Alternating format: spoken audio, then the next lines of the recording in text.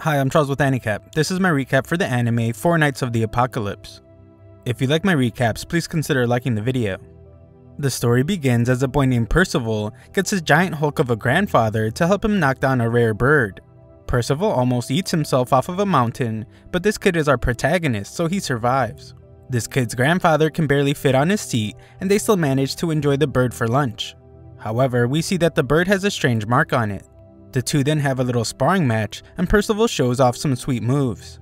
He is determined to beat the giant mountain of muscles, but he doesn't stand a chance. Percival is frustrated, but his grandfather says that he almost got him, and his attitude completely changes. Old Grandpa washes dishes in the lake and thinks about how much Percival has grown. He rushes home to remind Percival about his birthday tomorrow, but Percival is busy watering the plants. Percival will be turning 16, and he's just excited that he will be able to drink beer, but old Grandpa says it's still too soon. Grandpa takes Percival to the top of a mountain to show him the world, and he is sure that Percival is ready to journey around the world. He is shocked though when Percival shows no interest in journeying, and he says it's because he has fun every day just being home. Grandpa tries to encourage him by pointing towards an island of sky people. The giant grandpa hopes that it will inspire Percival, but it doesn't. He explains that the world below where they live is filled with thrilling adventure and mystery. There are twisting towers where eccentric magicians dwell, large caves with opening that lead to the netherworld, and labyrinth forests that no one can ever escape if lost. Grandpa hopes that Percival is even just a little excited, but is shocked when Percival just cares about catching some skyfish with his grandpa. That night, old Grandpa explains that Percival's father couldn't wait to leave the house at 16 years old, but Percival is quick to point out that his father is not alive anymore. He wonders if Percival is lonely being there, but he is not because he lives with his favorite person, his grandpa. Percival then repeats a saying that his grandpa always says when he is drunk, that says defeat the evil and help the weak. Percival promises to protect his grandfather, but old Grandpa says that he isn't so senile that he needs to be protected. While Grandpa sleeps, Percival heads outside where he thinks about all the adventures his grandpa talked about. We see that Percival is actually so excited by adventure that he can barely stay still. However, he tempers himself by saying that he is fine there because he has his grandpa. He wakes up after falling asleep outside and is shocked to see someone mysterious approaching. The man came because his bird signal ended there. He tells Percival that he's looking for a man named Varghese, and that just so happens to be his grandfather.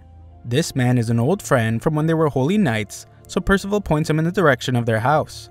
This man lets Percival check out his ship, but thinks about how cruel Varghese was for raising a child while hiding the truth. Percival is disappointed that he can't get the boat to move, but begins to think that the guy was pretty creepy. He has a bad feeling, so he begins to head home. The man gets Grandpa's attention, but Varghese must instantly defend himself from the guy's insane attack that sends him flying through the house. The man points out that it's been 16 years since Varghese betrayed their master and fled. Varghese quickly engages this man in combat and accuses him of being the betrayer. This guy is insanely powerful though, and lands a devastating attack.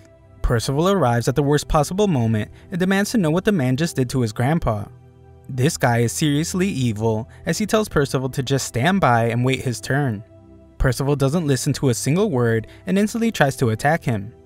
It's no use, as the guy can unleash an immense attack with just the slightest movement of his finger, and he tells Percival that he has no discipline. Grandpa uses this moment to grab onto the man, and he tells Percival to run away. Percival refuses to leave him there, but the man tells him not to worry, since neither of them will be escaping.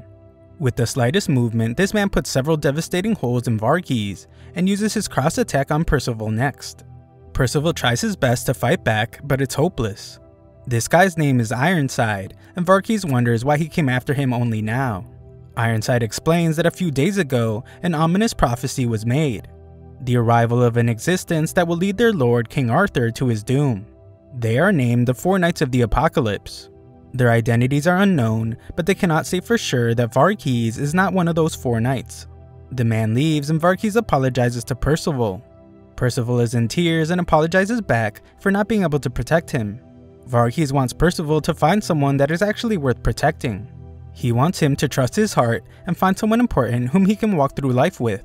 Percival thinks he is being punished for lying, since the truth is that he really did want to go on an adventure. Grandpa says that he lied too, since he was actually glad when Percival said he wasn't lonely because they had each other. Varghese collapses, but he is amazed to see that Percival seems to be fine after taking so much damage. Varghese then shockingly reveals that the man that just attacked them is Percival's father. Percival was always told that his father passed away when he was young. He thinks that Grandpa is lying now since he can't believe that his father would do something so horrible to them. Grandpa doesn't have time to explain and tells Percival that he will have to find his father again if he wants answers. He tells Percival to begin his journey, but Percival doesn't want his grandpa to pass away. Grandpa tells him that they will be together forever from now on, and he wishes luck to his precious grandson. Varghese passes away, and Percival screams in agony. Percival buries his grandfather and begins learning to live on his own. Sadly, Percival would eventually find a gift his grandfather left him that would help him on his journey, and he holds the clothes close to him. Percival gets suited up and says goodbye to his grandpa. Percival's journey starts off a bit slow, but he is soon on the move. Sometime later, Percival has spent an entire day climbing down the mountain where they lived, but still can't even see below the clouds. He would climb for several more hours and celebrates when he has almost reached Britannia, but instantly falls. Luckily, he is saved by a rock bird, so he promises to never eat one again. The thing just kicks him off though, so Percival promises to eat it again one day. Percival makes a crash landing and sees an animal he has never seen before. Percival explains to the little creature that he climbed down from the mountain called God's Finger, and it took him 2 days. Percival's grandpa told him about things called villages and towns with lots of people, so he asked the little creature if he could take him there. The thing doesn't seem to understand, but Percival follows it anyway since he is lonely. Just then, Percival spots a group practicing some kind of performance. The leader named Cat starts off the show, followed by Miss Elva and her little monkey. Their featured act is a guy named Donnie, but he isn't interested in performing without a crowd. Just then, they are shocked as Percival is clapping vigorously. He is amazed by their performance and begs them to do it again. Donnie tries to bully Percival into paying for the act, but Percival has never even heard of the concept of paying for things. Donnie gets him to give all his stuff as payment instead and begins his performance by making Percival float. Of course, Percival is amazed, but Donnie's actually kind of a jerk as he forces his 2 friends to run off with him. Donnie says he is just teaching the kid how the world works, but Elva doesn't want to leave the poor kid since he seems to be all alone. Donnie thinks they have gotten too far to turn back now, but everyone is shocked when Percival instantly catches up to them. Percival isn't upset at all, and he simply wonders if they know where he can find Ironside. They wonder if Ironside is a friend of his, but Percival is quick to point out that Ironside is his father that ended his grandfather's life. Percival isn't even sure if what he seeks is revenge, but he definitely has a lot of questions for Ironside. Percival gets excited to hear about a village, and they even offer to take him there. Donnie doesn't want to just take him for free, so they decide to see if Percival can give a performance. Percival tries out using a bow and arrow, but somehow manages to hit Donnie when he was behind him. Katz decides to take him for free since they travel from village to village putting on shows anyway. Percival was amazed by their magic, but Donnie explains that they were pretty much just tricks, and he hates having to rely on subpar powers to make money. Katz explains that their team is made up of dropouts whose dream of joining the Holy Knights were crushed. Percival remembers that Ironside mentioned that he and Varghese were Holy Knights before, and the others are amazed. They wonder what country Percival is from, but he doesn't even have a clue what a country is. Just then, some strangers frantically tell them to get help as their village is being attacked by a wolf. Donnie thinks that they can drive the wolf away themselves, but instantly changes his mind when they arrive to find the terrifying giant wolf. Donnie says that there is nothing they can do for the village, but everyone is shocked when Percival springs into action. Percival remembers his grandpa's words to always defeat the evil and help the weak, so that's exactly what he does. He tells the wolf to prepare to become his dinner, but all of Percival's arrows completely miss the mark and come right back to him instead. The wolf is about to take him out, but Donnie surprisingly comes back to save him. Donnie is in great pain, but he blames Percival for getting him all fired up to be a hero. He warns Percival to run away as the wolf is going in to finish him, but everyone is stunned when Percival stops it. Percival instantly knocks the giant monster out with one attack, leaving everyone in awe. We see that the wolf had a mark like the bird did from earlier, and the little pink fox looking thing saw everything. We also see that some knight was amazed by the display, and decides that he will be next to act. Afterwards, Elva helps Percival get cleaned up, and is horrified by his scars that haven't even had enough time to heal yet. She explains that Holy Knights have magical powers that they use to protect the kingdom and its people, and she thinks Percival might have what it takes to become one of them after seeing how he rushed in to save the village. Everyone celebrates their savior at a little party, but none of them have even heard of Ironside. Percival gets frustrated but is stunned when a floating man reveals that he knows the name. This night came after the elimination of his wolf familiar and after hearing reports that Varghese and his grandson were defeated. This knight is surprised to see that Percival is still alive and determines that his father really did care about him after all. The knight rudely asks about his grandfather, so Katz demands that he apologize. This guy is a holy knight, so he easily knocks Katz away.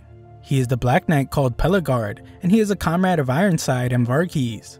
Pelegard admires how Percival doesn't fear him, but Percival has no interest in chit-chatting and gives the guy 5 seconds to tell him where Ironside is.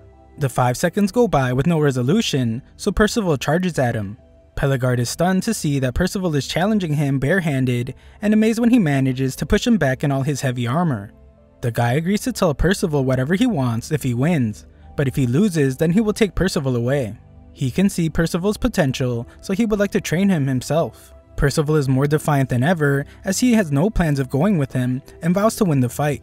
Unfortunately, this guy is way stronger than Percival and easily stops him. Pelegard tells Percival that if he isn't going to fight with a weapon, then he better start using his magic, but Percival reveals that he doesn't have any magic.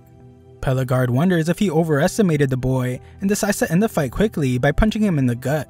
The beating is relentless as Percival refuses to give up. Donnie tries to jump in to help his new friend, but Elva stops him since it will only make things worse. Some young kid in the crowd idolizes the savior of their town and is certain that his new hero won't lose. Percival is inspired by the boy and somehow manages to push the knight back. Percival doesn't even understand how he did it, and everyone is shocked when magic begins flowing from his hands. Percival has no clue what is going on and even begins to freak out because it feels so weird. He desperately tries to get it off and accidentally sends the knight flying back. Donnie explains that it must be Percival's magic and urges him to use it to beat Pelegard. Percival is an honest kid though, so he asks for permission to use his magic in the fight since he told Pelegard that he didn't have any magic earlier. He allows it, so they both decide to not hold back.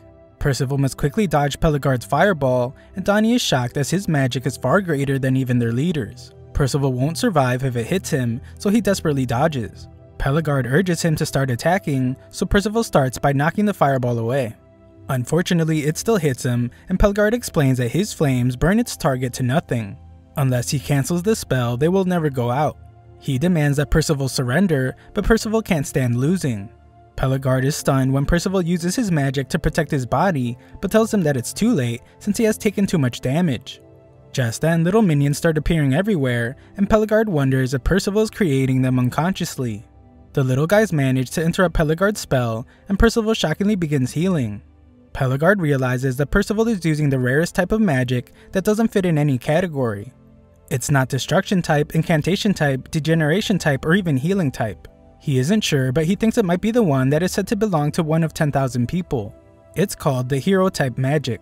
Pelegard fears that the others will come after Percival if they find out, so he can't allow it. Percival wants to continue the fight as everyone begins to believe that he can win, and Pelegard explains that he wants to train him more than ever. Pelegard flatters Percival by showering him with praise, but explains that Percival really doesn't have a chance of winning. Donnie realizes this as well, so he levitates Pelegard so Percival can get away. Pelegard has had enough of the games though, and blows up the entire area. He prepares to finish Percival off, but the little red fox from earlier steps between them. Pelegard tries to shoo it away, but is stunned when it teleports his prey to safety. Donnie points out that they have been teleported to the top of an insanely large dragon's spine 30 miles away from their village, so Percival wants to rush back. The fox shockingly speaks and tells them that the village will be safe since the knight just wanted them. He explains that Pelegard serves an evil king and is part of the group who targets the 4 Knights of the Apocalypse. The 4 Knights don't actually exist yet, but they will appear in the not so distant future. The fox has orders from a group that opposes them and explains that he actually just found one of the 4 Knights. The 4 Knights are famine, pestilence, war, and death. The 4 holy knights who will destroy the world with 4 calamities. The fox then stuns both of them when he reveals that Percival is one of these 4 Knights of the Apocalypse. Elsewhere, Pelegard joins a meeting of holy knights where they are told that they have identified the 4 Knights of the Apocalypse as young boys. One is a boy with golden magical power. One is a boy with holiness and evil in his eyes. One is a big mysterious boy with no fixed appearance. And the other one is a boy with green feather-like hair. Ironside is in disbelief when he hears this, and their leader explains that they have to find the 4 Knights for their king. No matter what, they need to get to them first and dispose of them quickly. Pelegard reveals to Ironside that Percival is still alive, so Ironside questions if he ended his life. Pelagard thinks that would be a waste and would rather make Percival their ally and train him well. Ironside attacks him, but Pelagard refuses to fight. Ironside points out that Pelagard doesn't understand what is happening. Percival is not just a threat to their king, he is going to end up destroying the entire world.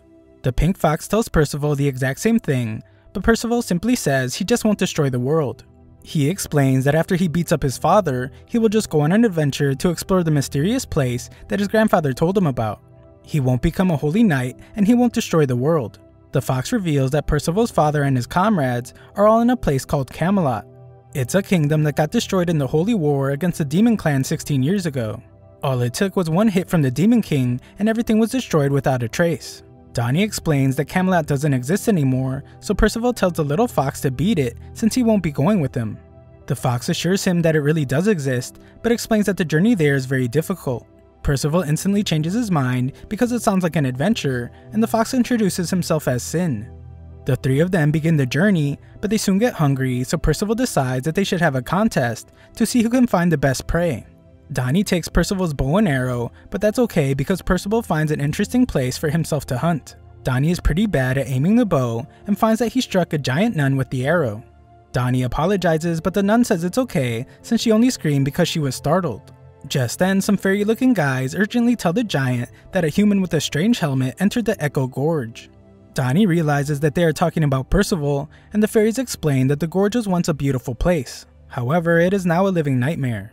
We then see exactly what they were talking about as Percival is faced with several monsters, but he makes quick work of them.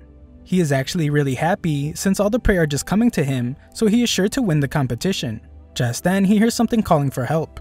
In a nearby house, we see that some little clown monster is tied up and being interrogated. Some kid decides that the little creature will be his guinea pig for some experiments, and the little guy cries for help.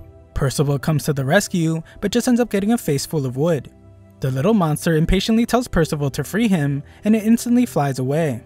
Percival is amazed by the fairy-like monster that he has never seen before, but he loses consciousness. Donnie and his new friends are on their way to find Percival, and the giant explains that some guy used a weird medicine to make all the living creatures in the gorge violent. This guy is really upset with Percival and plans to have him take the monster's place as his guinea pig. This kid is known as the mad herbalist named Nasons. Percival's friends reach the entrance to the gorge, but the fairies fear that they may be too late. They once witnessed the evil herbalist in action, so Donnie says they need to hurry. Percival wakes up, which is very odd to Nasons since he should have been out cold for at least 10 hours. Percival demands that he get his clothes back since his father gave them to him, so the boy shows him where they are. Everything but his helmet and cloak were practically destroyed already. However, the helmet and cloak are magic items with strong magical powers. Nasons wastes no time and injects Percival with this mixture. It should take an hour to start working, but Nasons is fascinated when it works instantly. Percival is sure that this guy is evil as he was going to hurt that fairy, but Nasons explains that fairy broke into his house and attacked him first. Percival is convinced that Nasons had blood coming out of his mouth because he bit the fairy, but that isn't the case. Nasons gets excited because Percival is the perfect guinea pig, so Nasons starts bleeding from the mouth again. Biting his lip when he gets excited is just something Nasons has done since childhood. Percival thinks that he should kick the habit, and Nasons says that his sister says the exact same thing. Back with Donnie's group, they are being chased by violent monsters. Donnie calls Nasons evil for causing this issue, but the giant gets upset and says that Nasons isn't like that. Nasons plans to let Percival go after he tries one last medicine, but if he makes the wrong mixture, then Percival will lose his life. Nasons is shaking and explains that he has a mission he needs to fulfill. Percival has a mission as well, so he breaks free, but Nasons isn't prepared to let him go. Nasons promises not to take his life, but the two begin fighting. Percival offers to help him if he needs it, but Nasons just wants test subjects for his medicine. The only reason he doesn't test on himself is because if he ends himself, then he won't be able to save the gorge. Percival's helmet flies off when his hair expands, which allows him to get the medicine, and he refuses to give it back. He then shocks the evil scientist when he chugs it on his own. Percival writhes in pain, so Nasons tries to get him to spit it back up. Percival always keeps us guessing though, as he says that he can feel the power surging through his body, and he now has endless amounts of energy. He rushes outside to say something silly, and his friends determine that he must be okay. Nasons can't believe what he just did, and Percival says that it was an easy decision to drink the medicine since Nasons was just trying to save the gorge. It's clear that the medicine works, so Nasons shockingly chugs it down next. Donnie arrives just then and wonders what Percival did to the kid. The fairies don't believe that Nascens is trying to save the gorge, but he whispers the name Ordo. Ordo is an old apothecary that once lived there. He was kind to everyone in the gorge and took care of them when they got injured.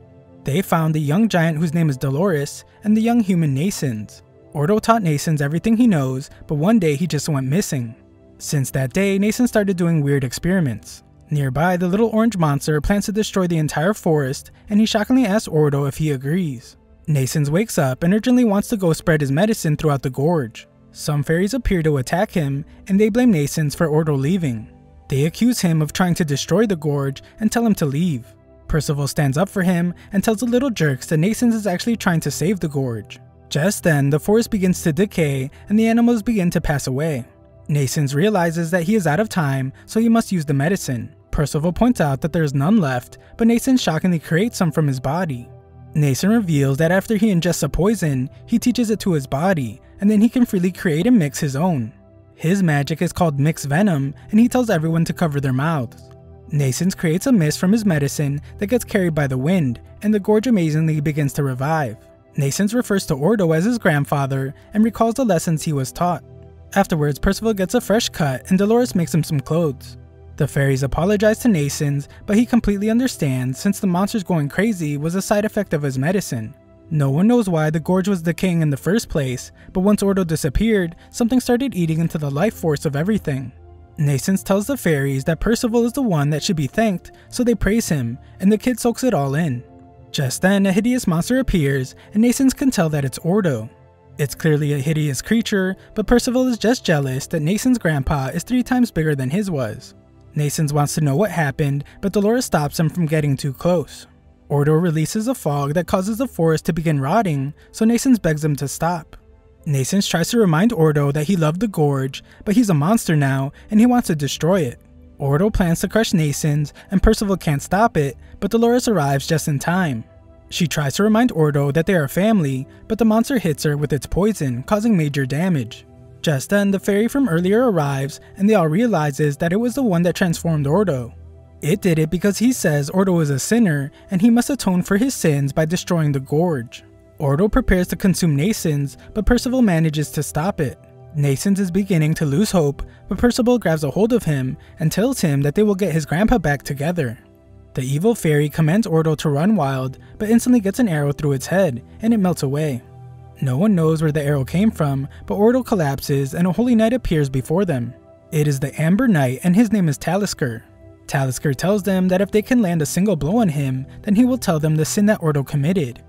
If they somehow manage to beat him though, then he will turn Ordo back. Sin warns Nascens not to fall for Talisker's taunting, but it's too late. Nascens uses his ability to apply poison to his daggers, and Percival decides to fight too. Percival confidently tries to activate his magic, but only manages to let out a little bit of gas instead. Nascens tries to attack on his own, but their opponent is a holy knight, and uses an insane attack that creates a hailstorm. Percival managed to rescue him, but Talisker has Ordo join the fight. He tries to have Ordo finish Nascens off, but Percival once again intervenes. Percival urges Ordo to remember his family, and explains that Nascens worked so hard to protect the gorge for him. Talisker commands Ordo to end their lives, but Ordo has stopped listening as he seems to be coming back to his senses. Talisker decides to just send them all to the afterlife with his next attack. Sin is strangely okay with things ending this way, but Percival is a hero. He takes to the sky and sacrifices his body to destroy all the hail. Percival is severely injured, and Talisker wonders if the kid lost his mind. Percival tells Nascens that they will get his grandpa back no matter what, so Nascens' hope is restored. Talisker has had enough of the games. He prepares his next attack, but stops when an immense power surges from Percival's body. Talisker has never seen such unstructured magic, and Percival is shockingly healed from all the damage. Donnie realizes that it's much more magic than last time, and no one can understand what is happening. Talisker uses another powerful attack, but Percival's magic just consumes it and spits it back at Talisker. Talisker is becoming really annoyed, but Percival tells him that he's going to defeat him so Ordo can go back to normal. Talisker attacks with his weapon, but it's no use, and now it's Percival's turn. Talisker isn't afraid since Percival is unarmed, but Percival forms a hand with his magic and gives Talisker a good smack. Landing a hit means Talisker must explain why he transformed Ordo. Ordo was helping everyone in the forest, but Talisker explains that rescuing races that aren't human is a sin. Taliscar's Lord Arthur wants humanity to live in peace with no other race to threaten it. Taliscar warned Ordo to stop, but he didn't, so Taliscar punished him. He turned him into a monster driven by an impulse to destroy and a duty to menace the world. Taliscar wanted him to destroy the gorge, so Ordo used his poison to drive all the animals out. That's enough explaining for Taliscar, so he uses his magic that controls the weather. His lightning strike hits Percival, but this just gets him mad. Percival charges at him with his now lightning charged magic and points out that he lost his own grandfather without any reason as well. Taliscar is shocked that Percival took his lightning magic and just now realizes that this kid is the green-haired knight of the apocalypse. Taliscar dodges the attack and realizes his good fortune. If he can eliminate Percival, then the doomsday prophecy for King Arthur will be gone for good. Sin reveals to Percival that his magic forms whatever is on his mind, so he should picture a weapon that will knock out Taliscar in one shot.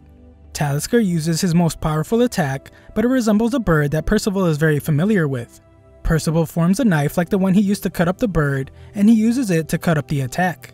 Taliscar is absolutely stunned and can't believe how powerful one of the 4 Knights of the Apocalypse is. Percival turns his magic into a projectile and the fight is finally over.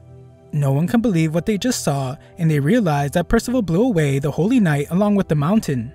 The fight is over, but Percival doesn't even know how to put his magic away. Donnie thinks that they are being attacked by a giant zombie, but it's just Dolores. They can't understand how she is still alive, but Sin explains that giants have an ability that turns their bodies into metal for self-defense. She must have used it right before being attacked, with a reaction time that makes it clear that she has extensive battle training. Things aren't great though, as Nascens has a memory of when Ordo promised to save every race. Nascens breaks down as he points out that he tried so hard to protect the gorge because Ordo loved it so much. Percival apologizes because he couldn't keep his promise to transform Ordo back to normal, but Sin finds something that Taliscar dropped. Sin destroys it and Ordo magically turns back to normal. Nascens sobs uncontrollably and the two are finally reunited. Afterwards, Donnie makes fun of Nascens for crying like a little girl. He quickly realizes that he is being rude though, when Percival says that it's a natural reaction since Nascens got to see his grandpa again. Sin explains that the thing he broke was a Chaos Staff. These staffs are infused with chaotic force, and the King of Camelot hands them out to his knights. Just then, Percival proclaims that he has made a decision. He initially thought that all he wanted was to beat up his father, but everything just changed. Percival now wants to defeat the King of Camelot too. He never wants anyone to go through what he went through, and Sin likes to see this resolve. Percival remembers that they were having a competition, but neither of them have brought their prey. The little fox reveals that he managed to capture some evil-looking rabbit, and reminds the both of them that the winner gets to give one order to the losers. Sin seems to have bad intentions, but Percival assumes he wants them to pick fleas off of him. Just then, Nascens appears and shockingly would like to go with them. Nascens owes Percival for saving them, and Ordo told Nascens to go out and learn the world. Sin thinks that his magic and knowledge of poisons could be useful to them. Donnie doesn't think it's a good idea, but Sin reminds him that he has to obey his one order. Dolores is pretty sad that Nascens is leaving, but Ordo points out that Nascens finally has a person he can call a friend. Our group begins their journey and starts by heading to a town called Sistana to find transportation. Ahead of them in Sistana, we see that a party is taking place and Ironside is there. He is searching for something in the city, but Duke Calden tells him that nothing has come up. His daughter has some kind of ability that lets her know that her father is lying, but she is more concerned with Ironside. Ironside says that he wants to save the town, but the girl can tell that he does not even breathe a single word of truth. Her name is Anne, and Ironside would like for her to meet his son. She was spaced out, so Ironside just says to continue looking for the piece of the coffin of eternal darkness. Elsewhere, Percival tries to command his little minions, but they don't listen. Nascens, however, discovers that if he poisons one of the mini Percivals, it changes color. Percival then shows them Ouroboros, the carving knife his grandpa gave him. Seeing as how it can grow, it's clearly a magic sword, but Percival still thinks it's a knife. Percival explains that he doesn't know anything about his grandpa's life as a holy knight, which is just more of a reason to find Ironside in Camelot. Nascens has his doubts about the existence of Camelot, but Percival says that he trusts Sin, and he wouldn't lie. The guys want Sin to use the teleporting orb to take them to the kingdom of Lioness so they don't have to walk, but that was his last one. Nascens is familiar with the spell bead and explains that one of the legendary knights of the 7 deadly sins named Merlin created them. They are orbs with different magic effects. Nascens' mouth gushes with blood as he gets excited while explaining that Merlin wrote a book about poisons. They eventually reach Sistana, and Percival's little minions strangely rush off. They get Percival to dig something up, and Sin is shocked when he realizes what it is. Before he can say anything, Anne tells them to put it back in the ground. However, if they plan to give it to a certain knight, then she will have to eliminate them instead. Donnie tries to explain that it was discovered by accident, but she doesn't believe them. Anne attacks them and doesn't listen to a single word they say. She plans to take the item back by force, but Percival just hands it to her. Percival says that it really was an accident, and the girl uses her ability on them. She can see that they are all hiding something, but she is shocked when she sees that there is nothing false or hidden about Percival. Sin wants to know more about the knight she mentioned, but a maid comes to get her. Anne panics and hides the item inside Percival's cloak. She tells him not to show anyone, but shocks everyone when she tells him to make sure to never let a knight named Ironside see it. Afterwards, Sin explains that the thing is a magic item of legend that was crafted by a giant. It's his first time seeing one, and it's a piece of the coffin of eternal darkness. Percival hasn't listened to a single word and just wants to go find Ironside since the girl mentioned him being there. Sin calms him down though by pointing out that a fight there could harm villagers. There are still a lot of questions that need to be answered, and they need to make sure that the magic item is even real. Elsewhere, Anne tries to explain to her father that Ironside cannot be trusted. Her father knows about her ability, but he doesn't like her using it because it's dangerous. Kaladin explains that Ironside fought alongside her mother to protect people, so they should just trust and obey him. He also fears what Ironside would do if they disobeyed him, so his decision is to avoid putting the townspeople in danger. Anne proclaims that she will become a holy knight and protect the people herself. She tells her father to stop being Ironside's lapdog, but he just slaps her. Kaladin goes to meet with Ironside, and we see that our heroes are watching them. Percival can't contain his anger and must be held back from attacking. Ironside addresses the crowd and gets them all terrified by saying that something is threatening their town. He reveals an artifact, and our boys can tell that it's only missing their piece. Sin explains that if he completes the artifact, it will be over for them all. The item was created to steal away the demon clan, and the goddess clan sacrificed themselves to trigger it. There are no goddesses around now, so Ironside must be planning to sacrifice the townspeople to activate it. Percival is ready to beat him up now, but Sin calms him down again. They have the missing piece of artifact, so they need to leave the town with the fragment. Percival doesn't want to leave when he has worked so hard to find Ironside, but Sin points out that he is no match for him right now. Ironside tells the crowd that if he can complete the artifact, then he will hold a ritual that will protect Sistana from disaster. He says that the kingdom of Lioness is gathering dreadful demons to wipe Britannia off the map, so everyone gets really mad at the kingdom. However, Anne arrives and shocks everyone when she accuses Ironside of lying. Ironside says that she is just young and speaking nonsense, but Anne reveals her ability to everyone. Ironside plans to discipline her for lying, and Sin wants to get away while they are arguing. The others agree but are stunned when Percival jumps in to tell Ironside to stop. Ironside can tell that Percival wants to avenge Varkes, but then wonders if the boy might be trying to take the coffin. Percival uses his minions to distract Ironside and runs off with Anne. Ironside does major damage while trying to stop them, and explains that he doesn't care if he would have hurt Anne, since he would just consider her a worthy sacrifice. Donnie wonders if they should go back to help Percival, but Sin explains that they need to secure the magic item first. Unfortunately, they find that Anne's maid has the item. She is actually Ironside's familiar and flies away. Percival arrives and it becomes clear that Ironside must have been watching Anne all along. Ironside no longer needs Kaladin as he completes the artifact. Sin explains that the artifact needs a blood sacrifice. They have to destroy the coffin or take one of the pieces to stop it. Ironside is preparing to do the ritual right now, so they all decide to work together to stop him. Sin says that he will go prepare for anything that might happen, but Anne can sense that he is hiding something. Sin tells Percival to not even dare to try seriously fighting Ironside. No matter how strong Percival thinks he is, Ironside is 10 times stronger than that. Their mission starts and Anne thanks Percival for helping her earlier.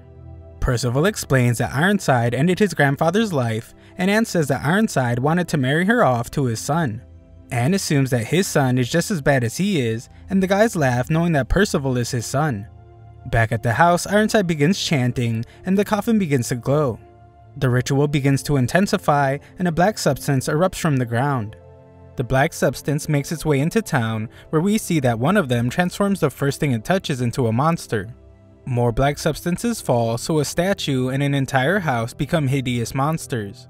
Ironside tells his familiar named Darach that he will command the chaotic dead, and his goal is to make all of the townspeople sacrifices. Our group is horrified to see that there are so many monsters collecting sacrifices, but Percival is certain that Sin will figure something out. They just need to worry about stopping Ironside, but Anne reveals that Sin is lying to him about something. She can tell because of her ability, but Percival still trusts Sin. The others trust the little fox as well, but Anne thinks they are just being gullible. Anne finds her unconscious father, and Ironside wonders what Percival wants. He says that normally he would just destroy Percival, but tonight he is busy. Percival demands that Ironside stop the ritual, but Ironside terrifies them when he shows them just a bit of his power. They know that they must try to attack, but their bodies won't move. What's most terrifying is they can tell that Ironside wouldn't hesitate for a moment to end their lives. Percival isn't scared though and jumps forward to use his Hand of God magic slap. Ironside stops the attack while barely even moving, and Donnie is stunned since that was the attack that destroyed Talisker. Ironside thinks it would be foolish for Percival to try to fight him, and Nathan reminds Percival what they are there to do. Percival sends his little Percivals after the coffin, but it's no use. Ironside wants to know what they are trying to do, but Percival refuses to tell his deadbeat father. Ironside gets upset, and everyone must dodge as he uses an immense attack. Ironside once again tells Percival that he lacks discipline and demands that he respect him as his father. Anne is shocked when the guys catch her up on Percival's family troubles, and Donnie thinks they need to run away. He says they don't really have anything to do with the town, and Anne surprisingly agrees. This is the town's problem, so she thinks that she should be facing Ironside by herself. Nasons knows far too well what it's like to want to defend a homeland, and he decides to stay. Donnie doesn't even hesitate though and runs away as he doesn't want to die. Percival does the opposite by running straight into danger, and he warns Ironside that he will destroy the coffin if he doesn't stop. Ironside shows off his insane finger power again, but Percival dodges. He tells the others that he will pin Ironside down so they can destroy the coffin. The terrifying knight easily stops Percival, but he is quite impressed. Ironside prepares to end his son's life, but Anne stops him. Ironside laughs at the girl for thinking she could do anything to him, but she tries her best and states that she will become a holy knight like her mother. Ironside seems to simply be toying with her, and he destroys her clothes. This chick is seriously determined though, so she tears off her ruined dress, and Percival admires her heroic behavior. Ironside acknowledges her guts, but he is a serious misogynist and says that her bravery is too good for a girl. He is impressed that she was able to at least scratch him, but he is ready to finish her off. Unfortunately for him, he begins to faint, and Nasons reveals that he put a paralysis effect on Anne's sword. Ironside is getting really annoyed by all the undisciplined brats, and he determines that they are all desperate to get a taste of despair. Ironside prepares a strange attack, and everyone panics, including Anne's father. Ironside activates the powerful spell, and its destruction can be seen from really far away. Donnie runs through the town, but there are tons of monsters everywhere. He needs to get out of there quickly, but he hears some little kid calling out for help. Donnie wishes someone would help her already, and he thinks about what his uncle would want him to do. Back on the mountain, Anne can't understand why her father sacrificed himself for her, and he simply explains that it's because she is his daughter. Luckily, she realizes that Percival used his minis to protect him, and the same goes for Nasons. They desperately search for Percival and find that he is in Ironside's hand. Ironside commends Percival for protecting his friends, but he knows that if Percival is allowed to grow up, he will become a fearsome threat. Percival couldn't care less about what this jerk is saying, and just wants to know why Ironside ended his grandfather's life. Ironside explains that he had to, even if there was only just a slight chance that Varghese was part of the Four Knights of the Apocalypse. That's not all though, as Ironside gets really angry and reveals that Varghese took something dear to him and fled. Anne's attempt at saving Percival fails, but she reminds Percival about the coffin. Ironside stops him from attacking it though. Percival demands that he stop the ritual, but Ironside sends his blade through Percival's hand instead. Ironside has to be one of the worst fathers ever, as he moves his sword around inside Percival's hand. Anne tries to guilt Ironside into stopping by reminding him that Percival is his son, but that doesn't work and he strikes fear into her very soul. Ironside is having a good old time being a terrible father, and Anne begs him to stop before Percival dies. Ironside explains that once the ritual is done, it will make Lyonesse crumble. And when he takes care of Percival, the Four Knights of the Apocalypse will never form a complete group. Percival's minis try to protect and heal him, but Ironside crushes them. He thinks that it's dumb magic, but it's perfectly suitable for a failure like Percival. Nascens begs for Ironside to stop, but it's too late as Ironside plunges his sword into Percival. The many Percivals disappear and Nascens breaks down as he failed to do anything to help. The cold-blooded, soulless Ironside is glad that the Four Knights of the Apocalypse prophecy will no longer come true now that Percival is gone. Ironside just goes right back to finishing the ritual and commands the monsters to massacre the entire town to create sacrifices. Nascens drags Percival closer and Ironside tells them to just go home. Nascens desperately tries to give Percival one of his poisons, but it's no use. Anne takes it from him though and forces it down Percival's throat. Unfortunately, shoving it down his throat doesn't work, and Anne points out how horrible it is that Percival's life ended at the hands of his own father. Ironside isn't even paying attention to them anymore and continues demanding for sacrifices from the monsters. Back in town, the girl that was begging for help earlier is no longer scared. It turns out that Donnie lifted the monster in the sky and told the girl that he would fix everything before it falls back down. The girl's mom assumes that Donnie is a holy knight and is certain that he will save the town.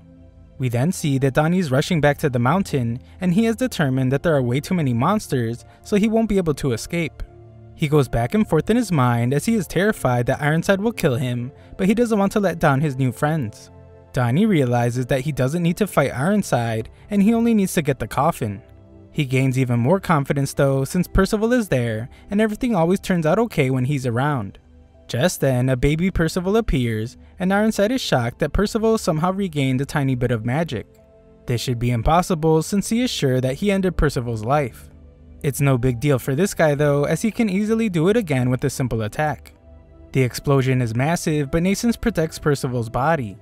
Ironside realizes that the paralyzing potion has drastically affected his magic's precision, so he tells Nascens to get out of his way. Nascens refuses and continues to protect Percival from Ironside's attacks. Nascens explains that he still hasn't repaid his debt to Percival, so things can't end this way, and another mini surprisingly appears. Anne attacks Ironside and says that Percival can't die yet since she has never met someone with no lies or trickery like him. His friend's hopefulness seems to be doing something as more mini Percivals begin to appear. Nascens continues by admiring how Percival rescued everyone in the forest and he calls him his hero. This really seems to do the trick as more minis appear and Percival begins to glow. Ironside cuts off some of Anne's hair but warns her that her head will be next. Just then, Ironside is stunned as he sees that Percival's magic is multiplying on its own. That's not the only surprise though, as Donnie arrives and recites Percival's saying, "Crush the evil and rescue the weak." Nascens wonders why he came back and Donnie says it's simply because they have Percival there. He wonders where his little buddy is, but everyone is shocked when the mini Percivals multiply everywhere. Everyone gets covered in them, but no one knows what's happening. Ironside decides to just attack everything, and Anne's father is shocked when everyone is gone. Ironside really begins to see just how dangerous Percival can be, and determines that he must finish him for good. We then see what he is upset about, as Percival has brought everyone to the sky. Percival tells all his friends that he heard them calling to him through the darkness. This is his magic, but he credits them for giving him the strength to use it. They all believed in him and those feelings gave him power. Percival remembers how his grandpa wanted him to find someone whose heart he could trust, and he tells him that he found them. Ironside is in complete disbelief and wonders what kind of power this is. Percival has another memory of his grandpa and calls his magic the same thing his grandpa once called him, hope. Ironside is stunned to hear that Percival is able to convert people's feelings of hope into his own power. He has clearly underestimated his unwanted son, but explains that even if Percival has managed to buy a little time, nothing will change. The town will soon meet its demise and the ritual will begin. In town, people are being terrorized and all the monsters are determined to activate the Coffin of Eternal Darkness at all costs. One poor guy is about to become monster food, but a mysterious man rescues him. This guy starts doing some serious damage with his unique attack, and Darok takes notice. Ironside has finished preparing for the ritual, but Darok must explain to him that the dead are being destroyed one after another by a mysterious attacker. There is no information on this guy, so Darok goes to confront him, but it doesn't go well for Ironside's goon. Our heroes wonder if it's some group of holy knights that have come to help, and Donnie assumes that Sin succeeded in getting backup. Percival declares their victory, and Ironside has no choice but to concede. This terrible father tells his fatherless offspring that he is sure that Varghese would be proud of him. The orphan boy is quick to point out that Ironside took his grandfather's life, so Ironside explains that he was ordered to do it. Ironside almost seems to express remorse for what he had done, and even points out that he attempted to eliminate his own son twice. Even though it's like only the second time they have met, Ironside reveals that this will be the last time they will ever see each other. He will be punished for failing his mission, so he will be executed. Ironside tells Percival to come to him so he can see his beloved son's face one last time before he dies, but Anne uses her ability to see that Ironside is lying. Apparently, no one could have guessed that this evil father killer was lying, so Anne warns Percival that Ironside just wants to kill him. Ironside becomes increasingly annoyed by Anne and just comes out and tells Percival that he wants to end him. Ironside uses his terrifying cross attack, but Percival manages to dodge them all. His friends are amazed by his speed, but Percival credits their feelings for giving him this power. Ironside can't seem to land a single attack, and he realizes it's because his body is still a bit numb. Percival then used the cheesy power of friendship and drops little Percival bombs to create a smokescreen. Percival tries to land a punch, but Ironside can easily read his movements. Things are seriously dangerous, so Percival remembers how Sin warned him not to try to fight Ironside for any reason. The others point out that their movement is limited as long as Ironside is by the coffin, so they need to figure out how to get him away from it. Percival comes up with an idea and calls on his trusty friend Donnie. Percival prepares for another attack, but Ironside reminds him that he has no chance of defeating him. Percival is well aware that he can't beat him in a fight, but his goal is something else. Ironside is then shocked as Percival attacks the coffin with his blade. The coffin breaks apart and Donnie keeps a piece from falling, since all they need to do is keep one piece away from Ironside to stop the ritual. Ironside's helmet falls apart and we get our first look at Percival's deadbeat father. This evil looking dude explains to Percival that he hasn't won yet. All Ironside will have to do is end his life along with all his friends' lives and reassemble the coffin. Even if this town won't provide the sacrifices he needs, Britannia is crawling with more. Ironside prepares to end all their lives, but some guy dressed like a golden trophy arrives to stop him. Sir Glimmers-a-Lot is actually named Mortlock, and Ironside demands that he let him go. Mortlock is a pretty laid-back guy though, and understands how frustrated Ironside must be. His ritual has gotten all messed up, and he is duty-bound not to let one of the 4 Knights of the Apocalypse escape. Mortlock reveals that their real problem is this mystery person that appeared in town. Ironside summoned high-level dead monsters, but this mysterious guy instantly wiped them all out. Mortlock fears that if such a beast really exists, then they must surely be one of the legendary heroes, the 7 Deadly Sins. Either that or someone with just as much fighting power. Everyone is shocked to hear these words, and Ironside agrees that it would be best for them to leave. Our heroes are glad that it's all over, but they can hardly move. Percival can't believe he almost died, but the others point out that he actually did die for a second there. Donnie thinks they did a good job against Ironside, but Anne rejects the idea. If Percival didn't come back, then they would all be dead. Percival, always looking at the bright side, explains that they won because they all worked together. Anne goes to greet her father and acknowledges how horrible it must have been for him having to obey Ironside's orders. Sin arrives soon after, and everyone wonders who Sin sent to help them save the town. They all hope that it was one of the 7 deadly sins, but Sin reveals that it was his forest pals. Anne can tell that he is lying, but Percival believes him completely. Percival is bursting with energy and notices that his cloak that made him look like a bird earlier returned to normal. Nascence points out that it must have been his magic that transformed it, but Percival has some serious ADD and can't focus on anything. Everyone is glad to see that the kid is okay, even after having to fight his own father, and Percival runs off to take care of very important business. Sometime later, when Percival is all alone, he begins to cry, as he thinks about how his father looks so much like his grandpa. Elsewhere, Ironside is scolded for his failure.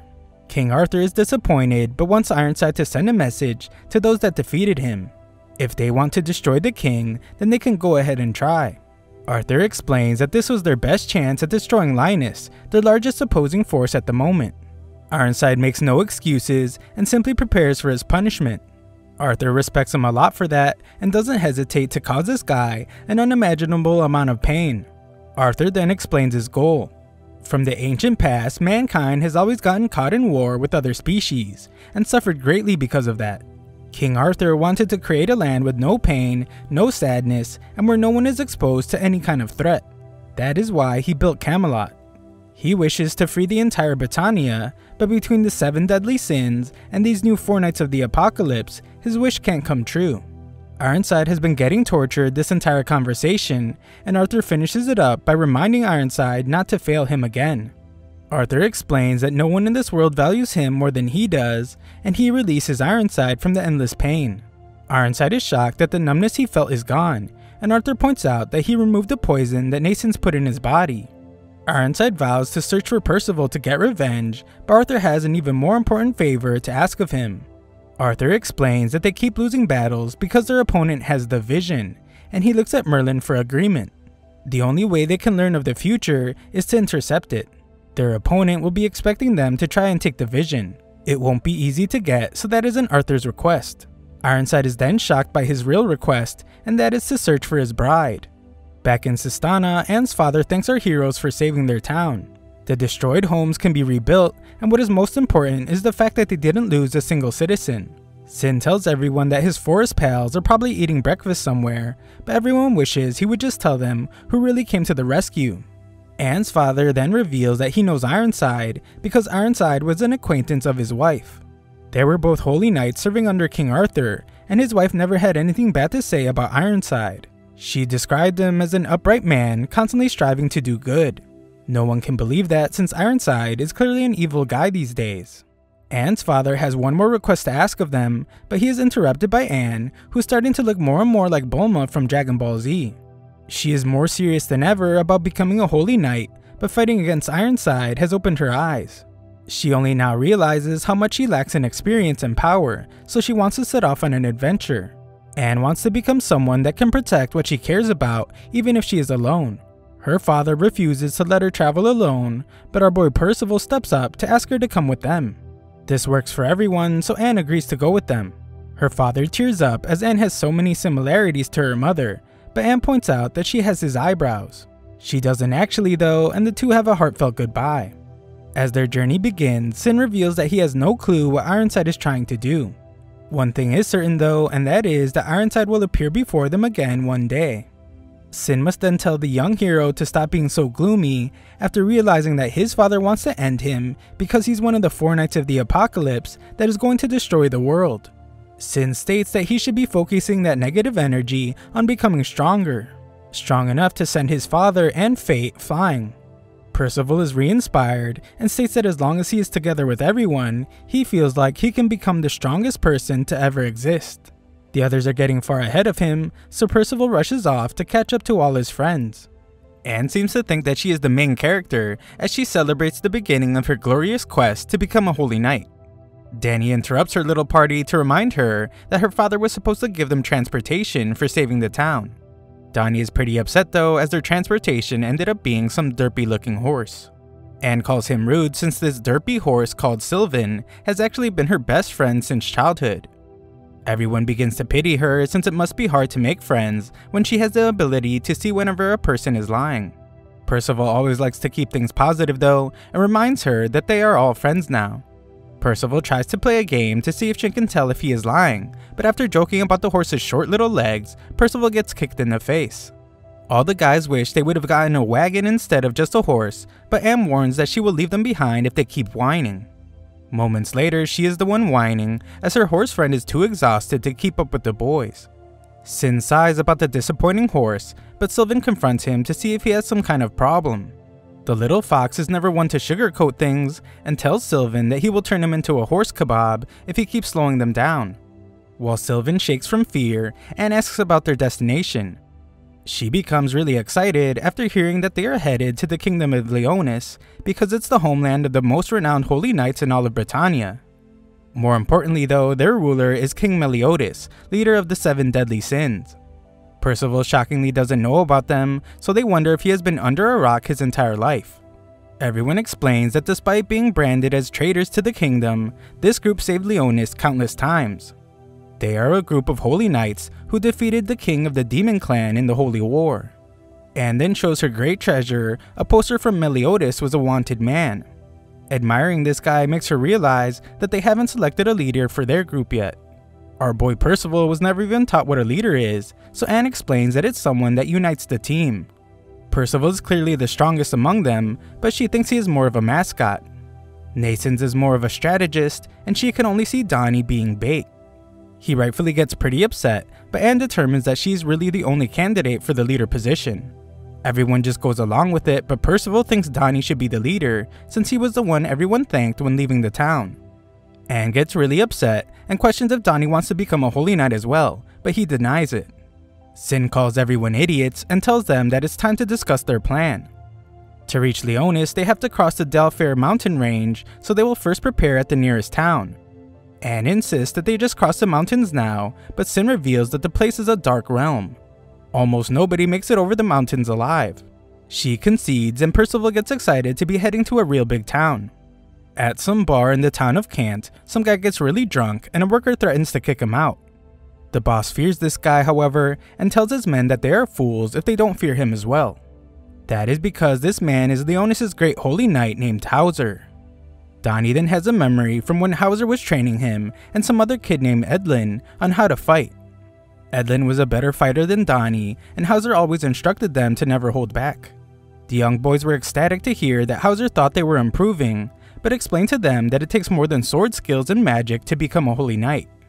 It's all about how they use that power, but Hauser promised to teach him that too. The group finally arrive at the town of Kant, but it looks more like a weird fort. In town, Nascens goes to a forge to see if they can make things from glass, as he needs some medicine bottles. Anne goes shopping for clothes, and Donnie finds the tavern to have a drink. Percival hears cheers in the distance, and finds that it's a place where they are having some kind of sumo match.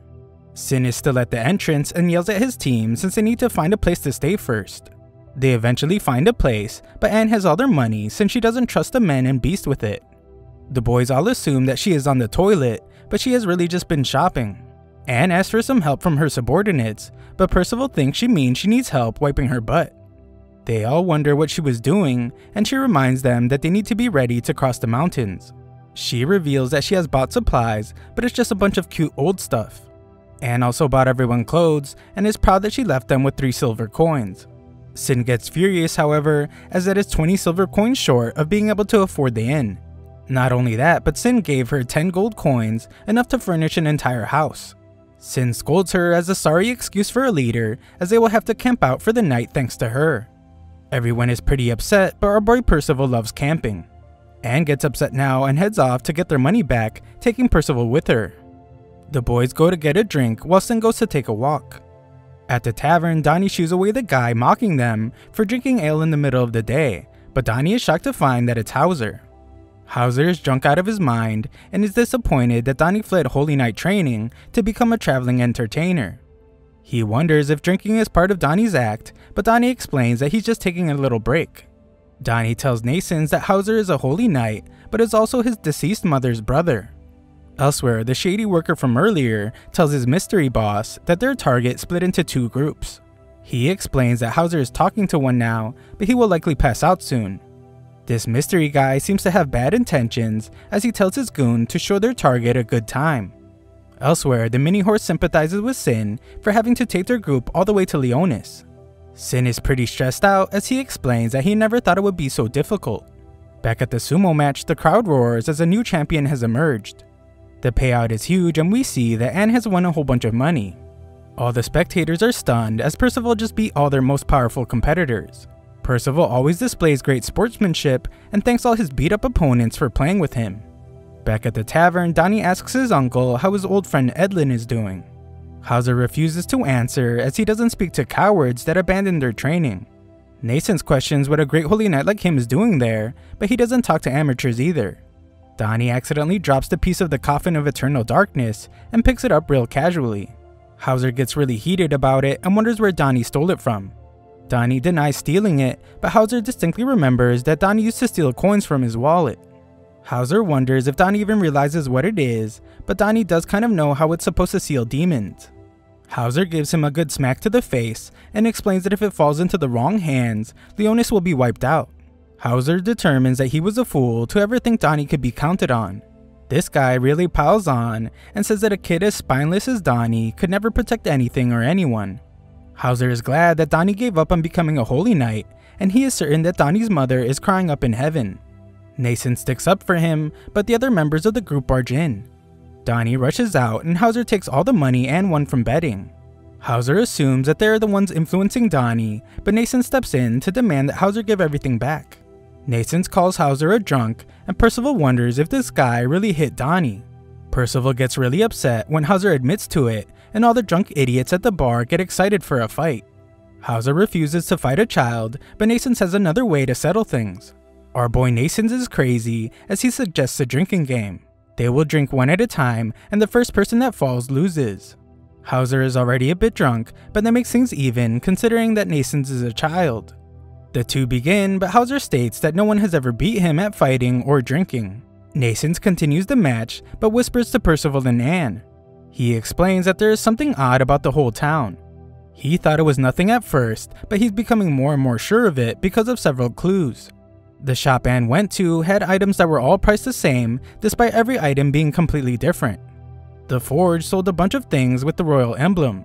Those are added to special orders, not offered for regular sale. Nascens determines that everything must be stolen, but that isn't all. He questions if all these people really live there. Just then, Anne and Percival both faint. Hauser compliments Nascens for having a sharp mind, but unfortunately he figured everything out too late. The mysterious guy from earlier arrives and tells Hauser that he picked the wrong place to take a vacation. Hauser's disappointed to see that the rumors were true, and this person has become the leader of the bandits. Nascens wonders who he is, and Hauser gives the shocking answer. This person is Edlin, his apprentice and Donnie's old friend. These bandits have taken over the town, and they attack any travelers that come through there. They have taken all of Hauser's weapons from his inn, but Hauser calls them all a pack of idiots. This guy is crazy as he has no fear, and points out to them that taking the Great Holy Knight Hauser's weapons is not nearly enough to beat him. Nascens is in awe of how Hauser hasn't even flinched at these guys, and is more certain than ever that he is the Great Holy Knight of Leonis. The bandits seem terrified, but Edlin reveals that Hauser has already lost. Just then, Hauser shockingly collapses. Edlin is very familiar with how much Hauser is able to drink, as he has had to carry him out of bars many times. The bandits plan to sell them all as slaves, but Nascens confidently declines that idea. He creates a mist that knocks everyone out, so Edlin realizes that he's using some type of magic. Nascens just wants to get his friends and leave, but Edlin reveals that he has taken hold of Percival. This ends up just being a trick though, and Edlin knocks Nascens out. Elsewhere, Donnie beats himself up for running away from Hauser and is shocked to see Edlin. Edlin acts like a nice guy and reveals that he has cut ties with Hauser. Donnie is shocked to hear that Edlin has given up on his dream of becoming a holy knight, and Edlin asks him if he wants to team up for a well-paying job. Donnie points out that holy knights don't work solely for money, but Edlin reiterates that he couldn't care less about holy knights. Edlin explains that all Donnie has to do is pose as a local at the village, and strip travelers of their money and belongings. Donnie thinks he is just joking, but Edlin is dead serious, and he reveals that he has a powerful ally on his side. Donnie rejects the offer, choosing to go find his friends instead, but Edlin reveals that he has taken all of Donnie's companions. Edlin points out that no one knows Donnie better than he does, but this guy made a serious mistake, as Donnie becomes enraged. Donnie promises to make Edlin regret his entire life if he hurts his friends, and tells him that he has changed. Edlin uses a loud whistle to call his terrifying ally, and explains that he didn't change at all, he just found his destiny. Elsewhere, Donnie's friends are tossed in a cell.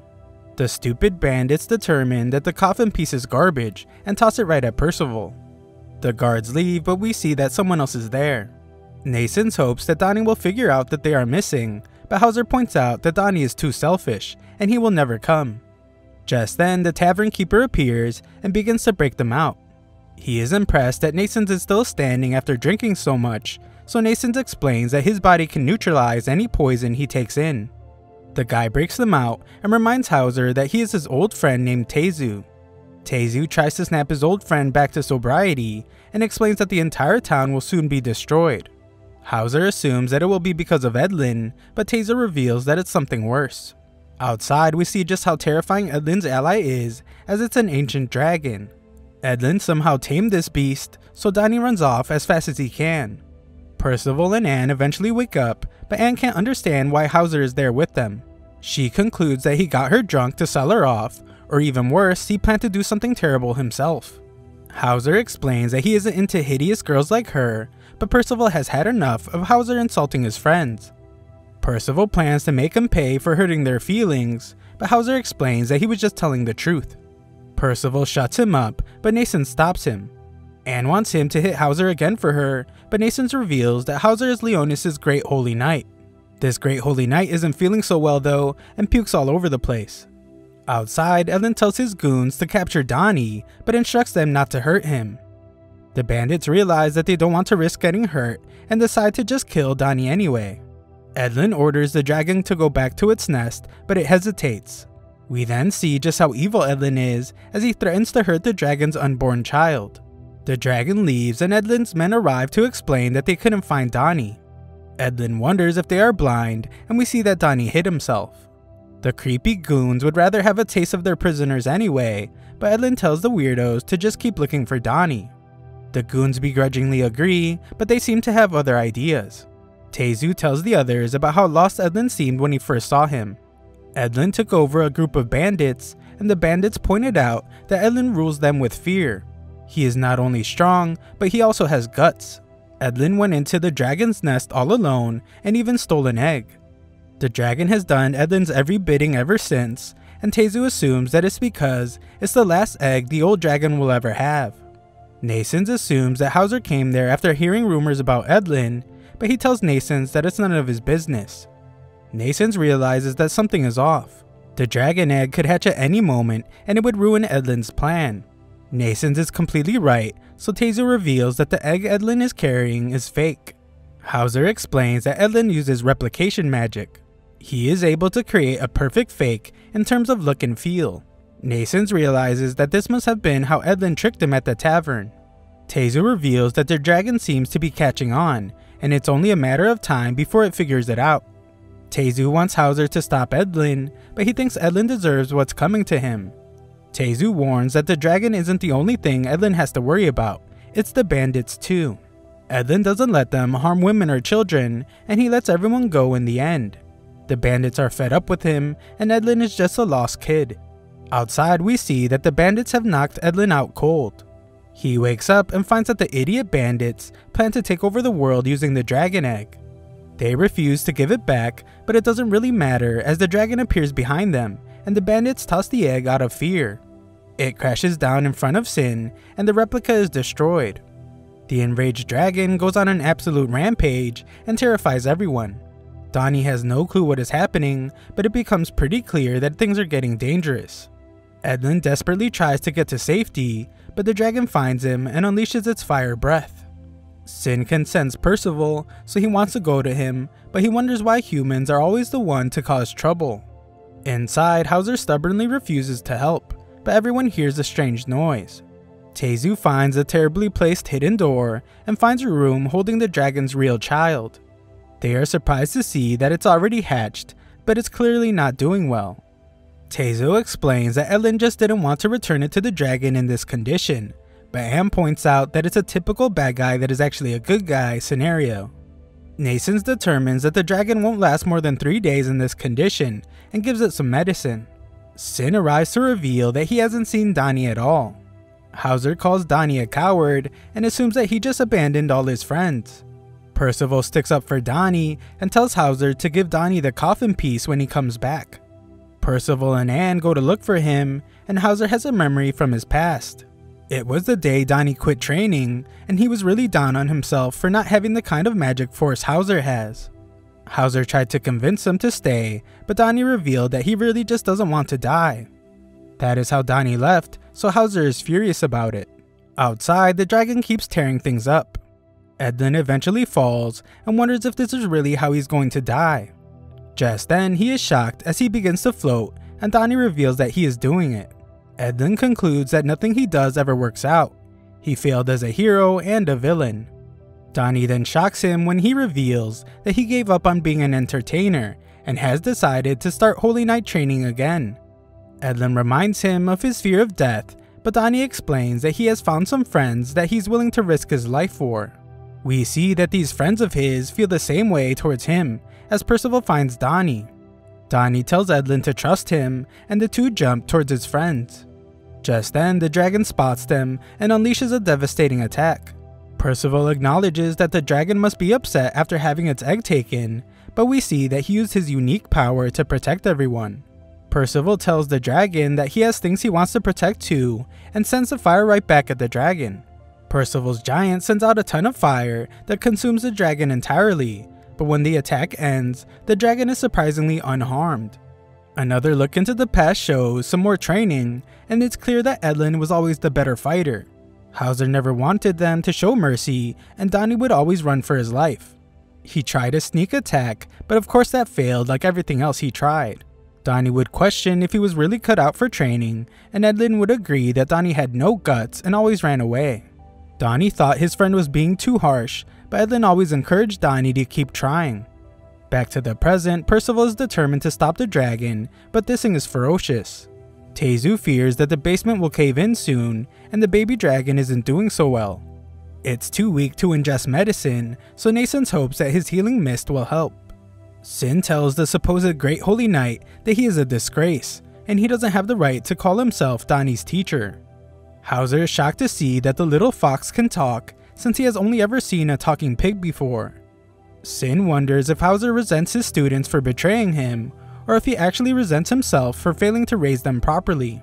Sin then shocks him when he reveals that Donnie saved the coffin piece from the Night of Chaos. Hauser can't believe that Donnie stood up against one of Arthur's holy knights, so Sin tells him the whole story about Donnie and his friends. Hauser thinks they are just a bunch of kids, but Sin explains that they are far more than that. Sin reveals that he found Percival because he was on a secret mission from the King of Leonis. Hauser is then really at a loss for words when Sin reveals that Percival is one of the 4 Knights of the Apocalypse. He explains that Percival is still inexperienced though, and we see just how true that is as the dragon smacks him. Something seems to change inside of Hauser, and he tells Nascence to remove the alcohol out of his body. Outside, Percival tells his friends to get out of there, but their horse can only carry one person. Percival tries attacking with his mini Percivals, but it doesn't work one tiny bit. The dragon lands a devastating blow on our hero, but luckily Edlin actually just made a copy of him. Sylvan does his best to carry everyone out of there, and Percival thinks about how cool dragons are.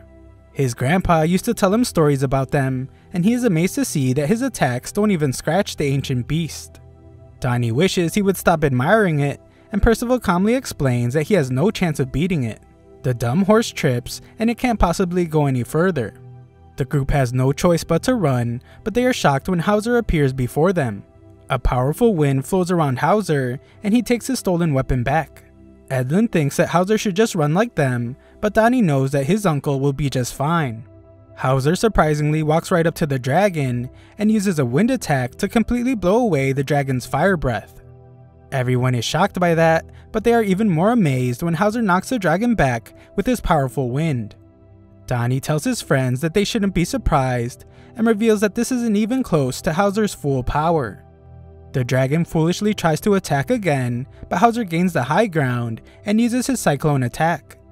This attack sends the dragon airborne, and Edlin wonders if Hauser was always this strong. Donnie reveals that he has been, he just never went all out in front of them. He explains that Hauser even fought and won against the Demon Clan 16 years ago. Hauser completely destroys the dragon, and everyone acknowledges that he really is a holy knight. Hauser is glad to see that his disciples are okay, and Donnie congratulates his uncle on his victory. Anne is amazed by what she just saw, and Percival can't believe how cool holy knights are. He is determined to become one too, and asks Hauser to let him join. Percival does his best impression of Hauser, and once again pleads for him to show him how to become a holy knight. Percival is determined to become stronger no matter what, but Hauser explains that there are better people suited for teaching him. Just then, Nascence arrives with the fully healed baby dragon. Hauser tells everyone not to worry, since he didn't finish the dragon off completely, and the dragon family is finally reunited. Anne fears that the dragon might attack the town again, but Hauser points out that it only went on a rampage because its child was taken away. Now that they are reunited, it will never attack again. Hauser promises to take care of everything from there, and everyone admires him.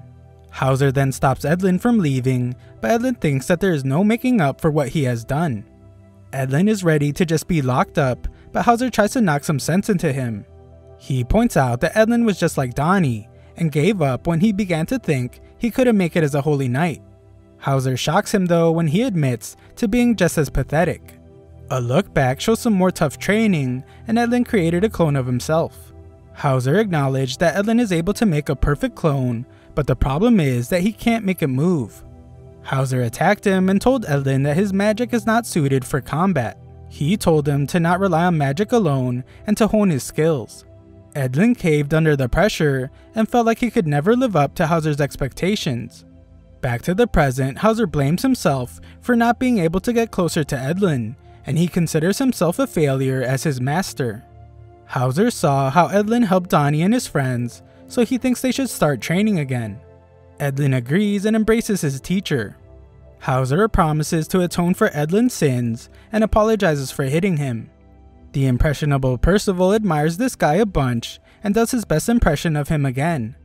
Hauser apologizes to Donnie as well, and Donnie explains where his fear of death came from. His mother told him that he needed to live for the both of them, so he was never able to risk his life for people. Things have completely changed now though, as he wants to become a holy knight who lives for his friends.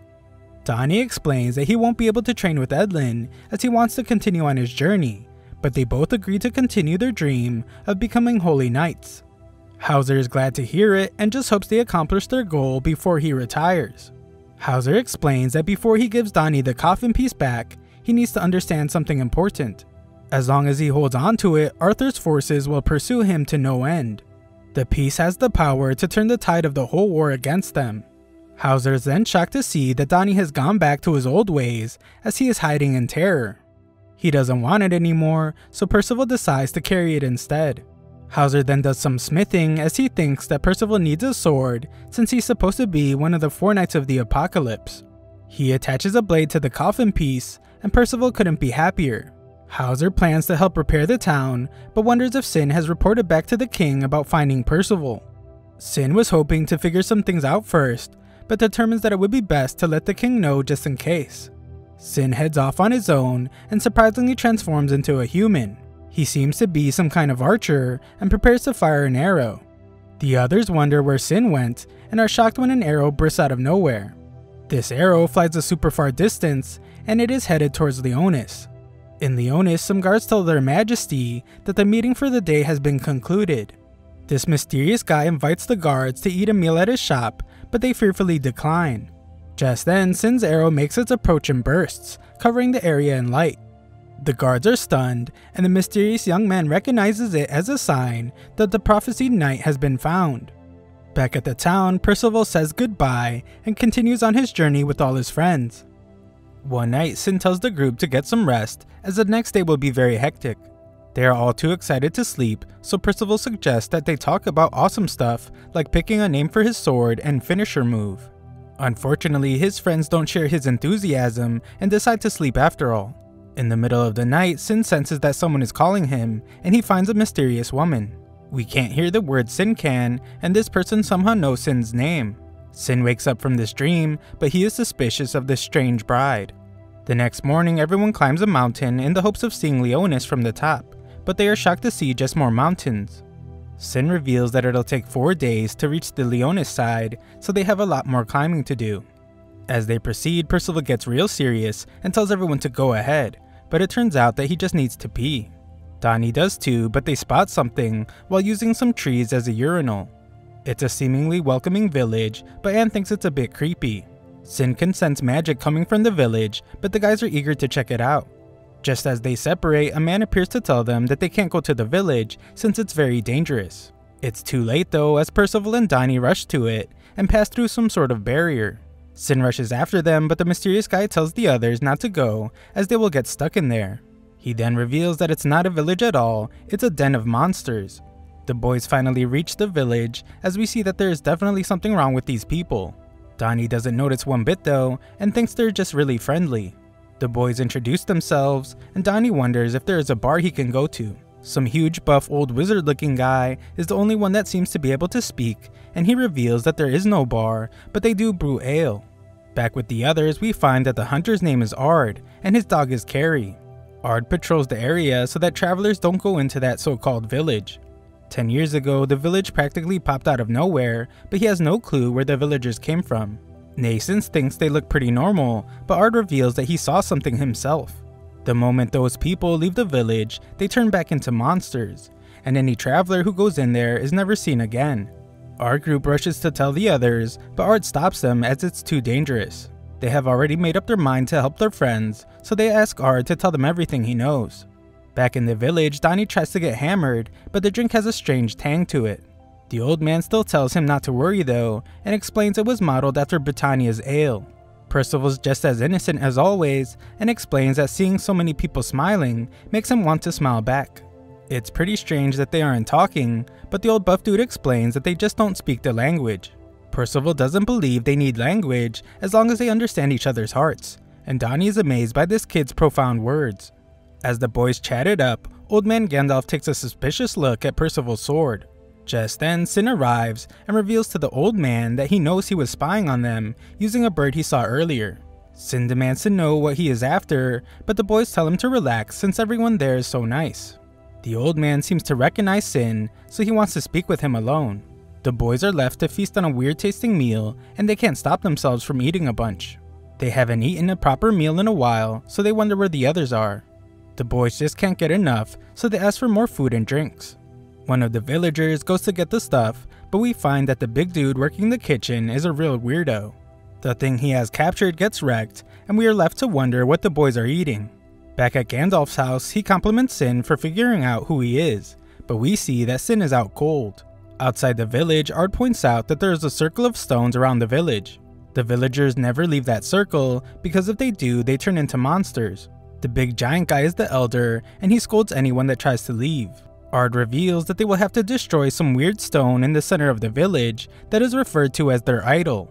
The villagers are always taking care of it, so he assumes that it must be important. The plan is to destroy it and rescue their friends during the confusion. Ard offers to create a distraction while they sneak in, but Nascens is concerned that Ard will be in danger. They wonder why he is so eager to help them, and he reveals he has a daughter. Her name was Connie, and when she was young, their village was attacked by monsters.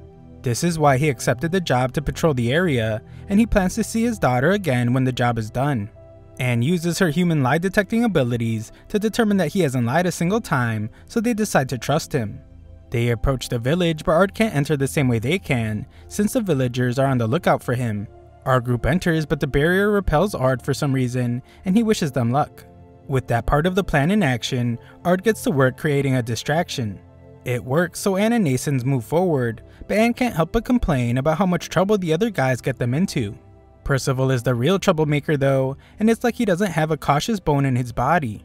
Anne thinks Holy Knights need to be able to make cold, calculated decisions under any circumstance, but Nascens points out that she needs to be focusing on their mission.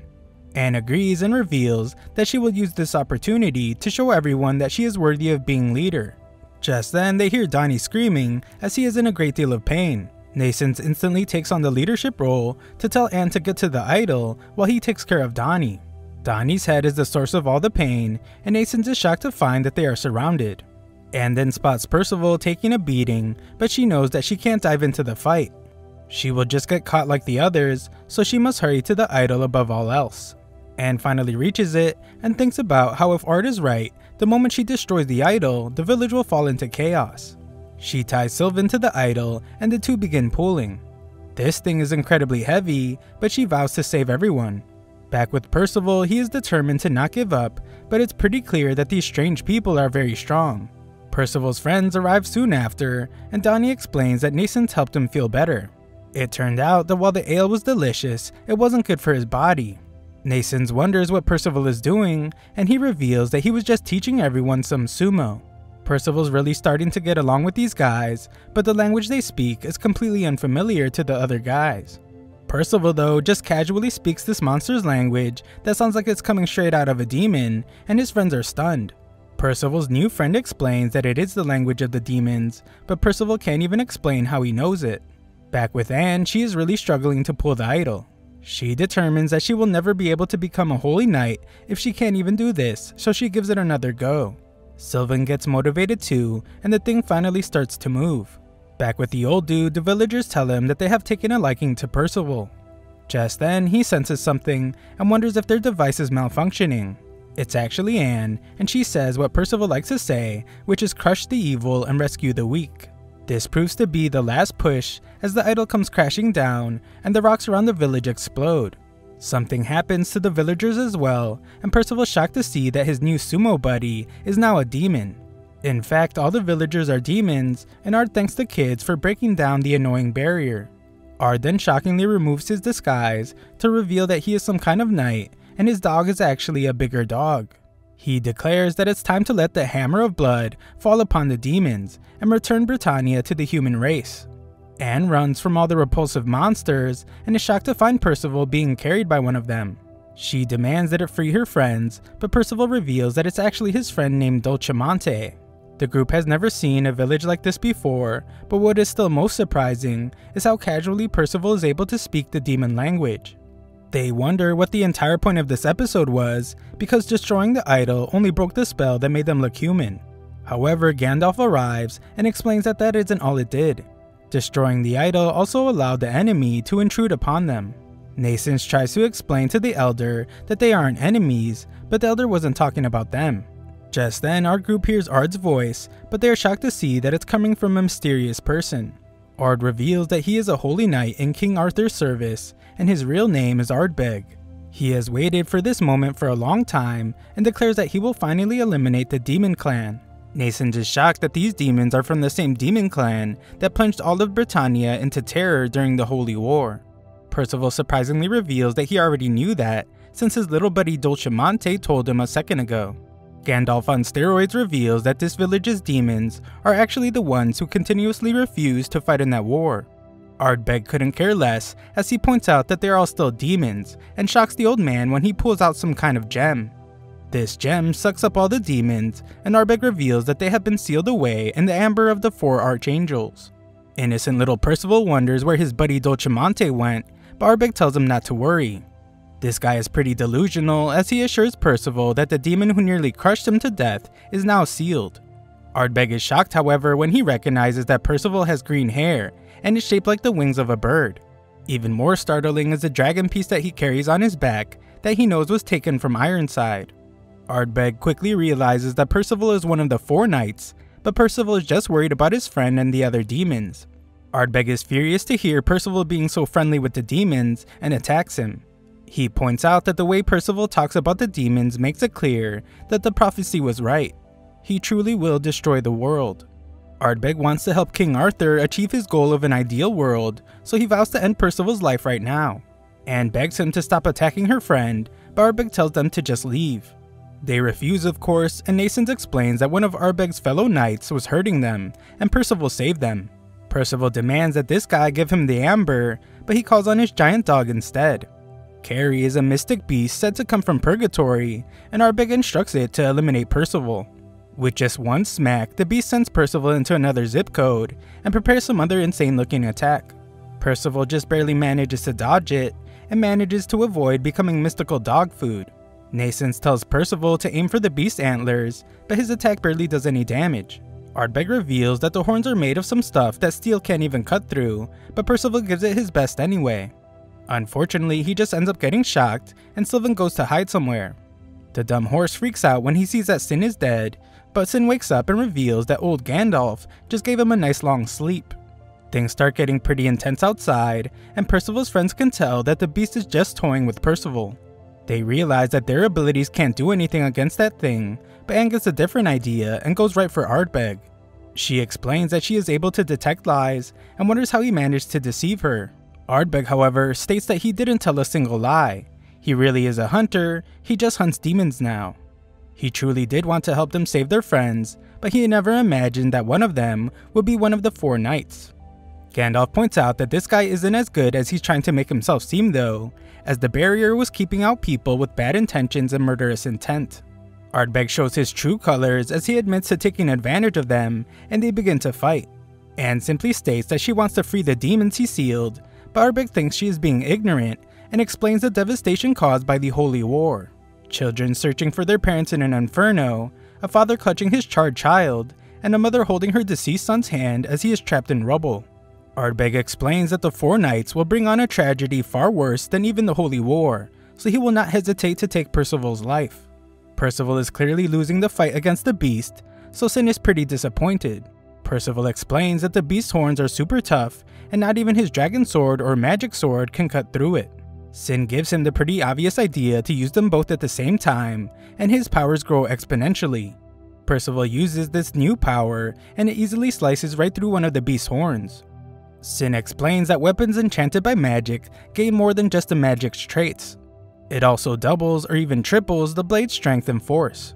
On top of that, if the magic used is the destroyer type, it can increase nearly 10 times.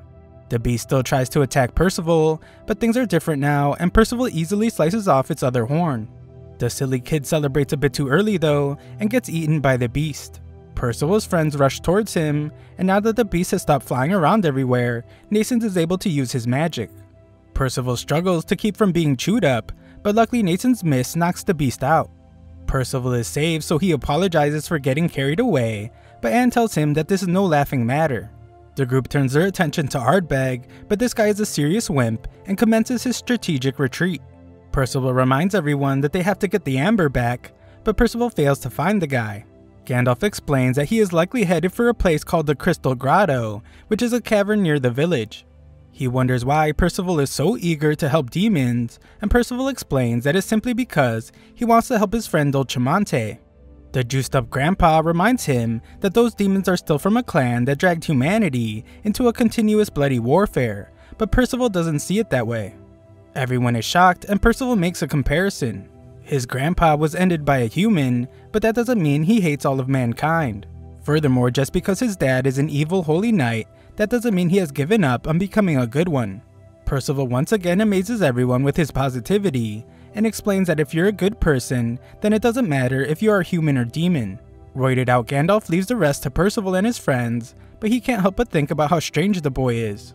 This does make sense to him, however, as Percival is one of the 4 Knights of the Apocalypse. His view of the prophecy is a bit different, as he has heard that they are meant to spread hope throughout the entire world. Our group arrives at the cavern, but there's a strange magic that permeates from it, so Sin warns them to not just go barging in. They don't listen to the little fox though, and just rush in, arguing about who the leader of their group should be. Inside, they are all amazed by the crystals that surround them. Percival cautiously warns everyone to watch where they are going, but the clumsy kid is the first to fall victim to their surroundings. After quite a bit of walking, the passageway begins to narrow, so Donnie just calls out to the Holy Knight. Anne lets him take the lead with all his confidence, but he's actually quite scared. Percival points out that Ardbeg was easily the weakest Holy Knight he has fought so far, and the others agree that he is a real amateur compared to Ironside. Just then, Ardbeg begins to speak to them, but all the echoing from the crystals hides his position. Ardbeg reveals that he isn't a fighter at all, and it takes a while before his magic takes effect. That is why he has lured them into this maze. Our group is still confident that they can defeat this cowardly Holy Knight, but Ardbeg warns that the tables could be turned soon. Percival just demands that he show himself, but his big talk is interrupted when his helmet seems to grow. The others' clothes seem to be growing as well, but they realize that something more sinister is happening. Anne points out that Percival has turned into a baby, and Donnie wonders what happened to the kid. The others quickly realize that Percival isn't the only one, as they have all become toddlers. They begin to lose their ability to even stand, and Percival can only say goo goo gaga. Ardbeg finally reveals himself now that they are all helpless babies, and reveals that his power can send all living things within 50 yards back to their infant forms. It's called Reverse, and he points out that the battle is already over. The group can hardly form words properly as they tell their young members that they need to get out of there. But Donnie and Percival are completely useless.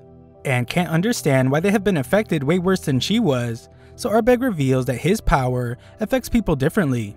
Regardless, he is certain that Anne will regress mentally just like them soon enough. All the babies just cry hopelessly, and Ardbeg determines that this is the perfect time to carry out his mission. He is actually impressed that Percival, even as a baby, never cries, but he must still end his life. Ardbeg recovers the dragon piece first, but is surprised to see that Percival just won't let go. Percival holds onto it with some kind of super strength, but lets it go to land a punch right on Ardbeg's face. Ardbeg gets furious but stops for a moment when he notices how squishy the chubby little baby is. Anne gets his attention, so he puts Percival aside to console her. Ardbeg tries to explain that he's just trying to keep the world from suffering like it did during the Holy War, but she just won't stop crying. This guy's stupid ability really backfires now, as Anne begins to remind him of his daughter. He used to stop his daughter Connie from crying by making silly faces, and she would play with his dumb-looking nose. However, this wholesome memory reminds him of the inevitable tragedy that followed. Their village was burned to the ground by demons, and Ardbeg could only hold the charred remains of his daughter in his hands before she crumbled away. Ardbeg now weeps uncontrollably, but he is shocked when Anne tries to comfort him. He is touched by her kindness, but Ardbeg still has a job that must be done. Percival uses a devastating sneak attack to take out Ardbeg, but it fails, and Ardbeg can't believe that even in his baby form, he is trying to save Anne. Ardbeg assures Percival that he will be the only one dying though, as he promises not to harm the others. However, just then, the giant elder arrives and points out that Ardbeg doesn't have it in him to kill these children. Old Gandalf has realized why Ardbeg has chosen to live in this place. In order to heal the scars in his heart, he came to this cave clinging to rumors and hope. Crystals are said to have some mystic force, so this crystal grotto is the place closest to the afterlife in their world. The elder has determined that Ardbeg is there in the hopes of seeing his deceased daughter. Ardbeg wonders how this old man knows about his daughter and tells him that he is wrong. He is just there to carry out his mission. Gandalf on steroids tries to make a deal with this guy if he gives him the kids and the amber holding the demons, but Ardbeg refuses to hear him out. Ardbeg is certain that this old wizard couldn't possibly have anything valuable enough to trade in exchange for him just giving everything back, but he does. The old man shockingly offers to let Ardbeg see his daughter. Ardbeg gets furious at the old man for trying to deceive him, and he points out that even after being in the grotto for 5 years, he still hasn't seen his daughter's spirit once. Ardbeg wonders who this old wizard is anyway, and points out that he can't be human since he wasn't affected by his reverse spell. Gandalf then points out how Percival and his friends were all 16 years old. It also took roughly 16 minutes for them to revert to infants, which comes to 1 minute per year. Gandalf then shockingly reveals why he is still old, and that's because it will take well over 3,000 minutes to reverse him. This means that the elder is over 3,000 years old, so Ardbeg once again wonders what the old guy is. Old man Gandalf decides to just show him, and shockingly starts changing his appearance. Ardbeg has no clue what's going on, so the shape-shifting wizard explains that he is part of the so-called sworn enemies of King Arthur. He is one of the 7 deadly sins, the goat sin of lust, Gowther. Ardbeg is stunned to see one of the legendary members of the 7 deadly sins, and wonders why he's running around some village in the middle of nowhere. Gowther explains that his reason is simple. The demons living at the village hate war and just want to live a peaceful life in Britannia, so he is helping them find their place outside of the demon realm. Gowther surprisingly reveals that he has taken the Ember, and he explains some of his abilities. Aside from being able to put up the barrier, he used the spell to make him look like an old man to anyone within 10 miles of him. Without many options, Ardbeg panics and runs off with Percival and Anne. He runs for his life as he is certain that he has no chance of beating one of the monsters from the 7 deadly sins. Gowther quickly catches up to him though, and some noisy little bird is surprised to have found someone with such immense magical power. Ardbeg's panicking continues, so he threatens to toss little Percival off the mountain if Gowther gets any closer. The babies don't take him seriously at all, but Ardbeg promises to do it. Gowther then stuns him once more as he pulls out a baby of his own and tells Ardbeg not to do something so terrible in front of his own daughter. Ardbeg is shocked to see Connie, so he puts Percival and Anne down to greet his daughter. Gowther offers her as a gift, but Ardbeg becomes enraged. He can't get himself to believe that she is real, so he calls Gowther a monster for toying with people's hearts. Ardbeg tears up as he angrily points out that his real daughter died years ago, and this one in front of him is just a mirage. Ardbeg takes a hold of her and points out how she looks and feels so real. Gowther explains that Ardbeg is correct, and this child is a vision he created from Ardbeg's memories. This vision still triggers his deep memories for his daughter, so Ardbeg breaks down and sobs uncontrollably. Sometime after, Ardbeg agrees to undo his magic after they go back in the cave. He explains that the shock of losing his daughter is what awakened his power. Gowther tells him not to be too harsh on himself since no one can bring back the dead. Ardbeg reveals that just when he was at his lowest, King Arthur appeared to ask if he wanted to see his daughter again. Ardbeg knew that what he was saying was ridiculous, but something about Arthur's eyes drove him to become his knight. Their aim was to banish the demons and make a world for humanity. Ardbeg's eyes have finally opened and now realizes that even if Arthur were to bring his daughter to life, who knows if it would actually be her. He is grateful to be able to see her one last time, even if it's just an image, and he thanks Gowther. Gowther says it's no problem, but he gets very serious when he senses strong magic forces coming their way. 2 of them will arrive 3 and 8 seconds from now. He quickly discerns who their target is and just manages to rescue Percival. The first attack causes massive damage, putting Gowther in a tough spot, so Ardbeg must help him out. He puts Not Real Connie aside to save Anne from the next attack, but it comes at a great cost. Ardbeg tells Anne to grow up to become great, and we see that the attack hit him. The big bird watches everything and wonders where Percival and the Sin are. An arrow takes out the dumb bird, and we see that Sin has arrived. He was only able to enter the cave after Gowther disabled Ardbeg's barrier, so he tells the Sin that he owes him one. With Ardbeg no longer alive, Gowther ends Connie vision and prepares to identify who their attacker is. He uses some magic and determines that it's some guy named Tandu, the Chaos Knight serving King Arthur, plus several more nearby. Gowther is very upset to have been attacked and breaks out his magic twin bow. Miles away we find Tambu, who is mocked for missing his targets. Tambu's companions are glad that he at least took out Ardbeg, but that isn't good enough for the more serious person in the group. Their real targets are still alive, and they now know that they are being hunted. Ironside and the other knights failed to eliminate these kids, and that's because they underestimated them. The serious sword wielder doesn't want to do the same, so he decides that it's time to head out, as it's clear that Percival's group is heading to Leonis. Just then, a flying magical bolt comes out of nowhere, and it becomes very clear that it's targeting Tambu. Tambu tries to counter it with a spear, but it doesn't do anything, and the magical bolt just seems to absorb into his body.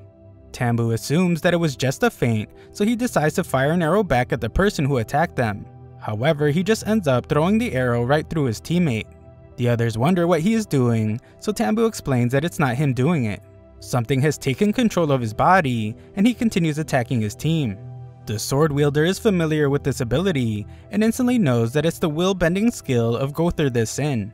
This guy's name is Fittich, and Tambu begs him to do something about the situation. Fittich knows just what to do, and cuts Tambu's head right off. Fittich uses this as an example as to why they can't underestimate their opponents this time, and reiterates that they must wipe them out at once. Back at the cave, Anne wakes up with barely any clothes on, and slaps Percival for just simply waking up near her. The group has no clue what happened while they were babies, and they wonder where Ard went. They assume that since Percival is still alive, Ardbeg gave up, but Percival is more concerned about where the amber is. Just then, Gowther appears and reveals that he has it. The group is caught up with everything that happened, and the demons are freed from the amber. Dolcemonte offers to let Percival take the horns with them, and explains that they are good for making medicine. They are too big to carry, but Nascens happily agrees to shave off a little for his experiments. Nearby, we learn that Gowther told everyone that Ardbeg was extremely happy to see the vision of his daughter. He was so pleased that he gave up his evil ways and just left. Anne is the human lie detector, however, so she can tell that Sin was lying about one of the things he told them, and she demands to know which one it was. Gowther explains that even if he told her, she wouldn't be able to understand his actions. This surprises Anne, and he goes on to say that to truly understand Ardbeg, she would need to look into his memories the way he did. The problem is that it is a very painful memory. Anne remembers the pain Ard felt when he told her what happened to his daughter, so Anne asks Gowther to tell her a bit about what Ard was like. Gowther can tell that she actually cares, so he decides to show her Ard's memories and what really happened.